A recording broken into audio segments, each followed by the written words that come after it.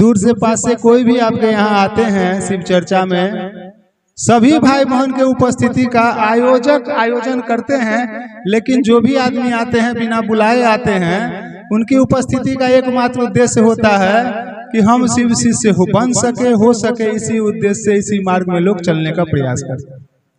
हम शिव शिष्य बनेंगे कैसे?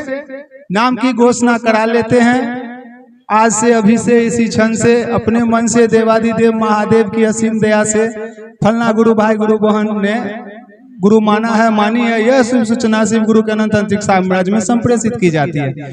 जो ही संप्रेषित की जाती है उनके नामों की, वह शिव शिष्य बन गए, लेकिन वह होते नहीं है, वह हुए नहीं है। स्कूल में दाखिला ले लेना और डॉक्टर बन जाना दो चीज है ना। डॉक्टर की पढ़ाई पढ़ना और डॉक्टर बन जाना, दोनों दो स्थिति है। उसी तरह से शिव की पाठशाला में हम लोग नाम लिखा लेते हैं, शिव शिष्य बन जाते हैं, कंगन पहन लेते हैं, वह अलग स्थिति है। शिव शिष्य होना अलग स्थिति है। हम लोग को शिव शिष्य होने के लिए शिव के द्वारा, साहब के द्वारा दिए गए 3 काम को करना होगा।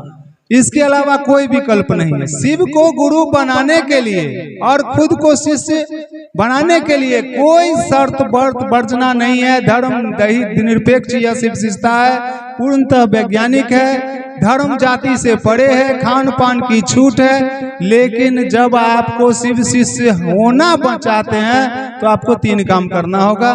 कोई भी शिव शिष्य करेगा क्या? 3 काम करेगा। पहला काम क्या है? अपने गुरु से मन ही मन दया मांगना। अपने गुरु शिव से मन ही मन दया मांगना। हे शिव, आप मेरे गुरु हैं, मैं आपका शिष्य या शिष्या हूँ, मुझसे शिष्या पर दया कर दीजिए। दया मांगने से भी काम नहीं चलेगा, दया की स्थिति में जाना होगा। यानी कि सिर्फ कहने मात्र से नहीं होगा, करना होगा। मन से अपने गुरु शिव को गुरु मानना होगा। या अपन चप्पल जैसे होता है, अपन शर्ट जैसे होता है, अपना कलम होता है। एक 5 रुपया का कलम अगर कोई ले लिया और अगर आपको नहीं देगा, बहुत दर्द होता है। अभी हमारे भैया आए थे, उनका चप्पल जो है ना चेंज हो गया, बहुत परेशान है कि मेरा चप्पल छूट गया, दूसरे का चप्पल पहन के चला। यानी कि दर्द है, अपने में अपनापन में दर्द है। वही दर्द अपने शिव के प्रति रखना है कि मेरा गुरु शिव मेरा है, हम उनके शिष्य हैं, मुझ शिष्य पर दया कर दीजिए। अगर दया की स्थिति में पहुंचना होगा।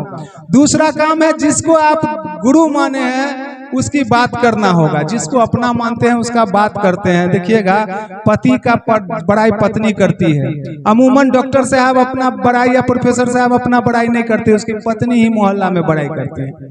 या अपनी पत्नी का बड़ाई अपने सर्किल में उसका पति करता है। एक दोस्त का बड़ाई दूसरा दोस्त करता है। यानी कि अब जिससे प्रेम होगा उसके लिए परवाह होगा और उसका हम लोग बड़ाई करते हैं, बखान करते हैं। महादेव से प्रेम होगा तो महादेव के गुरु शिष्य स्वरूप पर दूसरे के सामने में बड़ाई करेंगे, बड़ाई करना चाहिए। दूसरा काम, इसका सिद्धांत क्या है कि खुद मंदिर नहीं मिल रहा है लेकिन दूसरे को मंदिर पहुंचा देंगे तो हम भी मंदिर पहुंच जाएंगे। किसी को स्टेशन पहुंचा देंगे, दरभंगा रेलवे स्टेशन, खुद भी स्टेशन पहुंच जाएंगे।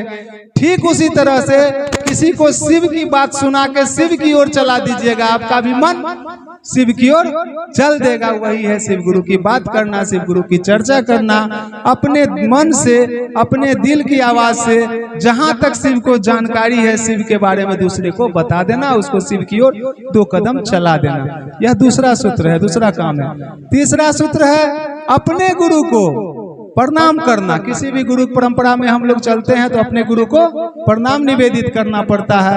मानसिक प्रणाम करेंगे, सांस ऊपर चढ़ेगा तो नमः, छोड़ते हैं तो शिवाय। हम लोग प्रयास नमः कहते हैं और सांस लेना शुरू कर देते, नहीं। सांस की सायास गति पर, सांस जब स्वतः अंदर प्रवेश करे तब मन में गूंजना चाहिए नमः, और स्वतः अगर उतरे जब तो शिवाय। लेकिन हम लोग नमः बोलते हैं मन में और ना सांस खींचने लगते हैं, योगासन के तरह नहीं। जब सांस स्वतः अंदर प्रवेश करे सायास गति पर तो नमः, और जब स्वतः छूटे तो शिवाय करके अपने गुरु को प्रणाम निवेदित करेंगे।